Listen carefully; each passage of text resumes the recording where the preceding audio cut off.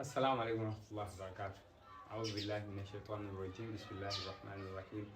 رب اشرح لي صدري ويسر لي أمري واحلل عقدة من لساني يفقهوا قولي. Tuambia tumeyamika Allah subhanahu wa ta'ala kutipa samai okuti tuwoneso mwezi wina wa Ramadhani.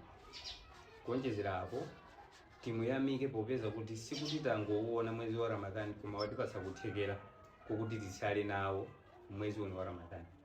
Timvesese kunena kuti ochuluka amafuna atasala nawo koma mkati mwa ndimemu ena amwalira, mkati mwa ndimemu ena ake ali ndi matenda akayakaya amene akuwapangitsa kuti asakwanise kusala, komanso ena ali ndi zifukwa zina zimene zikuwapangitsa kuti asasale. Koma inu ndine Allah subhanahu wa ta'ala watisankha kuti thawabu izi zisatipitirire. Nkhani imene ndifuna tikambirane apa ndi nkhani yokhuza madua.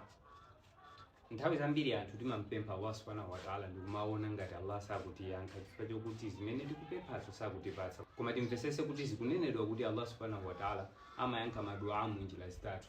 Njira yoyamba, Allah subhanahu wa ta'ala amatha kukupatsa chimene ukupempha. Se ukupempha 1000, Allah subhanahu wa ta'ala atha kukupatsa 1000.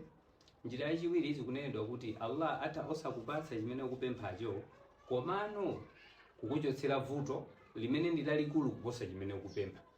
Tikutanthauza kuti mwachisanzo umapempha 2000 kwacha, koma Allah subhanahu wa ta'ala waona kuti pakubwera matenda amene atha kufuna 100,000 ndi amatha kukuchotsera matenda aja m'malo mokupasa 2000. Ndipo njira ina yomaliza zikunenedwa kuti Allah subhanahu wa ta'ala atha osakupatsa chimene wapempha, atha osakuchotsera vuto lalikulu, koma Allah subhanahu wa ta'ala amatha kungolitenga pemphero lathu lija kuti azakatilipira pa tsiku la kiyama ngati ntchito yabwino inshallah.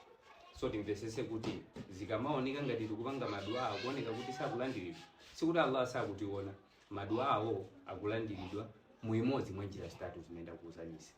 Wassalamu alaikum warahmatullahi wabarakatuh.